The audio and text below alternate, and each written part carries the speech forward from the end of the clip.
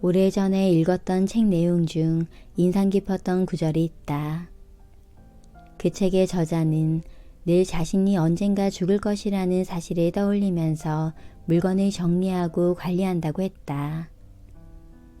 혹시라도 자신이 갑자기 세상을 떠나게 되면 남겨질 가족이 덜 힘들도록 물건의 가짓수를 정리하고 저축한 은행 통장과 보험 관련 증서들을 한 곳에 잘 정리해 둔다는 것이다. 가족들이 자신이 남긴 것을 쉽게 파악할 수 있게 말이다. 나는 그 저자의 생각과 삶의 태도가 참 멋지다고 생각했다. 자신을 위해서가 아닌 남겨질 가족들을 위해 물건과 주변을 미리 정리해 둘 정도의 마음가짐이라면 살아있는 모습 또한 얼마나 알차고 가지런할까. 그런 태도를 가지고 살아가는 하루하루는 허투루 보낸 하루와는 비교할 수 없을 정도로 충만할 것이라는 생각이 들었다. 몇 해 전 남편이 갑자기 대구로 발령을 받아 각 살림을 낸 적이 있었다. 때마침 나는 논문 집필 막바지였던 데다 맡고 있는 강의도 있었던지라 이사는 엄두도 내지 못했고 가끔씩 남편이 지내는 대구로 내려가 몇 가지 반찬을 만들어 놓고 살림을 돕는 식으로 지낼 수밖에 없었다. 그렇게 서울과 대구를 오가다 보니 남편이 생활하는 대구집에도 살림살이가 점점 늘어나기 시작했다. 대구에서 지내는 시간이 늘게 되면서 나의 옷과 책도 서서히 쌓여갔기 때문이다. 덕분에 서울집에서도 대구집에서도 나는 큰 불편함 없이 생활할 수 있었다. 그러다 결국 일이 터지고야 말았다. 갑작스레 사흘 내에 서울로 복귀하라는 남편 회사의 통보를 받게 된 것이다. 당장 맡은 일을 마무리하고 후임자에게 인수인계할 시간도 부족한 상황인데 거기에다 이사까지 남편 혼자 감당해야 하는 상황이 되었다. 하필 나도 당장 이틀 뒤에 논문 심사가 있어 너무나 바쁜 상황이었고 며칠째 잠도 못 자고 논문에만 매달려 있는 상태였다. 그런 상황에서 남편에게 전화가 왔다. 내려와서 이사하는 걸 도와줄 수 없겠냐며 혼자서는 도저히 무리라며 애원했다. 하지만 나 역시도 너무나 절박한 상황이라 도저히 내려갈 여력이 되지 않았다. 이 사업체에 맡겨야 할 만큼 짐이 그렇게 많은 편은 아니었던 데다 내 짐 중 거의 절반은 이사를 하며 버릴 생각으로 가지고 내려간 것들이었다. 다만 무엇을 버리고 무엇을 다시 집으로 가져와야 할 것인지를 내가 구분해 주어야 하는데 그걸 못해주니 보통 난감한 상황이 아닐 수 없었다. 결국 혼자 이삿짐을 정리하던 남편은 밤 늦은 시간 전화를 걸어와 분통을 터뜨렸다. 자신의 짐보다 내 물건이 더 많아 힘들다며 책은 왜 이리 많고 옷은 어쩜 이리 많으며 빈 반찬통은 언제 이렇게 쌓아두었냐며 아무리 버리고 버려도 끝이 없다고 울먹였다. 혼자 얼마나 힘든 상황인지 눈에 보이는 것만 같아 나도 마음이 좋지 않았다. 나중에 듣자 하니 남편은 쓰레기를 내놓는 일로만 계단을 수십 번 오르락 내리락 했다고 한다. 아무튼 그렇게 급하게 이사를 마치고 남편은 서울로 복귀했고 나는 어찌어찌 발표를 무사히 마치고 논문 최종 심사에 통과했다. 이 갑작스러운 이사를 치른 뒤 남편은 물건에 대한 생각이 확 바뀐 듯한 모습이었다. 예전에는 오래된 옷도 버리기 아까워 벌벌 떨었던 사람이 지금은 안 입는 옷과 안 입는 신발도 철마다 과감히 정리한다. 빈 유리병이나 플라스틱 통이 조금 쌓인다 싶으면 기겁을 하고 버리는 걸 보면 쌓아두었던 물건들을 일일이 버려야 했던 경험이 그에게는 잊기 힘든 공포로 각인된 모양이다. 물론 나도 마찬가지다. 나 또한 1년이 채 안 된 짧은 시간에 그렇게나 많은 책을 대구로 가져갔을 줄은 상상도 못했었다. 남편이 서울 집으로 다시 옮겨다 놓은 산더미 같은 내 책과 옷을 보고는 기겁을 했을 정도다. 분명 가져갈 때는 책 한두 권, 옷 한두 벌이었는데 그게 반복되다 보니 그렇게나 많이 쌓이게 된 것이었다. 티끌모아 태산이라는 말이 괜히 있는 게 아니었다.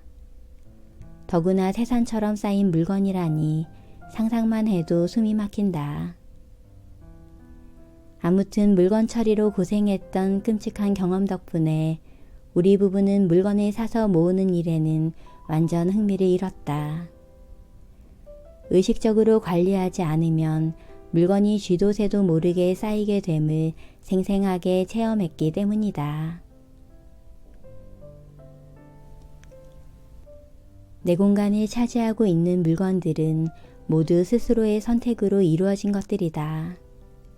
내가 필요로 하거나 갖고 싶어서 산 물건뿐만 아니라 남이 줘서 공짜로 받아온 물건들, 심지어 받고 싶지 않은데 거절하지 못하고 받아들인 것들까지 내 집에 있는 모든 물건들은 의식적으로든 무의식적으로든 모두가 나의 선택으로 이루어진 결과물인 것이다.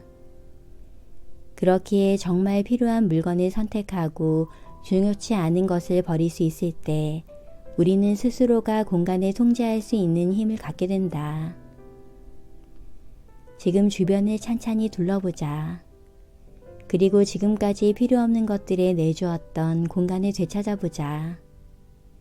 꼭 필요한 순간, 꼭 필요한 것들을 그 자리에 놓을 수 있도록 말이다. 단 한 달만이라도 가벼운 삶을 살아보면 아마 필요 없는 물건을 쌓아두고는 못 배기는 사람이 될 것이다. 어느 날 우연히 지인의 카카오톡 친구 목록을 보았다가 친구 수가 수백 명이나 되는 걸 보고 놀란 적이 있다. 당시 내 핸드폰의 친구 목록은 100명이 겨우 될까 말까한 정도였다. 친구 연락처 수만큼 인맥도 넓고 인기도 많다고 여기던 시절이라 서로의 연락처 친구 수를 견주어 봤을 때 왠지 내가 초라하고 무능력한 사람으로 보이는 것만 같았다. 그러나 얼마 지나지 않아 외부 활동이 늘게 되면서 나 또한 스마트폰에 저장하게 되는 전화번호가 늘어났고 연락을 주고받는 사람도 그만큼 많아졌다. 하지만 늘어난 친구 수를 보며 흐뭇했던 것도 잠깐이었다. 누군가에게 메시지를 보내려 해도 한참을 찾아야 했고 잠깐만 눈을 떼어도 수북하게 쌓여있는 단톡방 메시지를 따라잡는 것도 고된 노동처럼 느껴졌다. 무엇보다 씁쓸했던 점은 친구 목록이 길어질수록 친구 한 사람 한 사람에게 관심을 기울이기가 더욱 어려워졌다는 것이다. 친구 수가 적었을 때는 프로필 사진을 구경하며 근황을 살펴보기도 쉬웠다. 여행을 즐기는 친구에겐 풍경 사진 좀 보여달라며 너스레를 떨 수도 있었고 아이를 낳은 친구에게는 축하한다며 몸에 좋은 선물 쿠폰을 보내줄 수도 있었다. 그래서 오랜만에 만나더라도 친밀하게 대화를 이어나가기도 어렵지 않았다. 그런데 친구 수가 200명, 300명을 넘어가기 시작하자 친구들의 근황을 따라잡기도 그만큼 어려워졌다.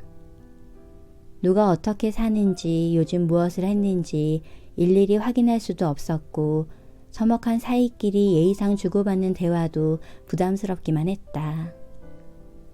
그러다 보니 친구 목록에 이름은 올리고 있지만 몇 년 동안 간단한 안부 인사 한마디조차 주고받지 않은 사람들도 늘어만 갔다.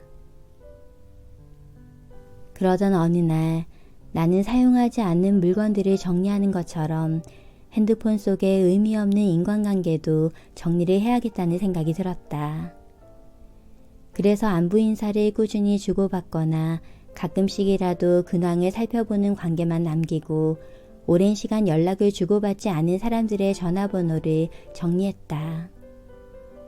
핸드폰 번호 저장만 해놓고 한 번도 연락해 본 적 없는 사람과 이름을 보았을 때 흐뭇한 기분보다 피곤하다 생각이 드는 사람의 연락처를 과감히 지워가며 추려나갔다. 그렇게 정리를 한 결과 지금 나의 핸드폰에 저장된 전화번호는 100명을 넘지 않는다.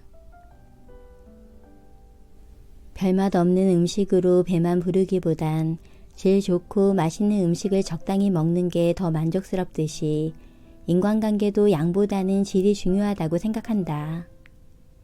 그런 의미에서 내가 정기적으로 연락처를 정리하는 일은 정제된 소중한 관계를 더 잘 지켜나가기 위함이다. 관계 맺는 사람의 수가 적어도 정이 깊은 관계를 끈끈하게 유지할 때 인간관계의 스트레스는 줄어들고 기쁨은 오래 유지될 수 있다. 옷이든 친구든 새로운 것을 장만하려고 애쓰지 말자. 낡은 옷을 고쳐 입자. 오랜 친구에게로 돌아가자. 이는 헨리 데이비드 소르의 에세이집 월든에 나오는 문장이다. 물질 과잉, 정보 과잉의 시대에 사는 우리에게 꼭 필요한 가르침이 아닐까 한다. 현대를 살아가는 사람들의 마음이 힘든 원인을 들여다보면 대체로 과잉의 압력을 받기 때문이라는 것을 알 수 있다. 그리고 그런 과잉의 중압감에서 해방되기 위해서는 무엇보다 나를 올가매는 것들을 의식하고 덜어내고 비워내야만 한다. 헛된 과잉을 미련 없이 내려놓아야 온전한 내 삶을 누리게 되는 것이다. 카메라를 놓으면 여행지의 찬란한 풍광이 내 눈에 담기고 유행을 쫓지 않으면 나만의 취향이 생긴다. 과잉에 시달린 어제와 작별할 때 내 삶은 내 몸에 꼭 맞는 형태로 줄게 되고 이런 인생을 사는 사람은 마치 맞춤 옷을 입은 사람처럼 맵신하는 삶을 살 수 있을 것이다.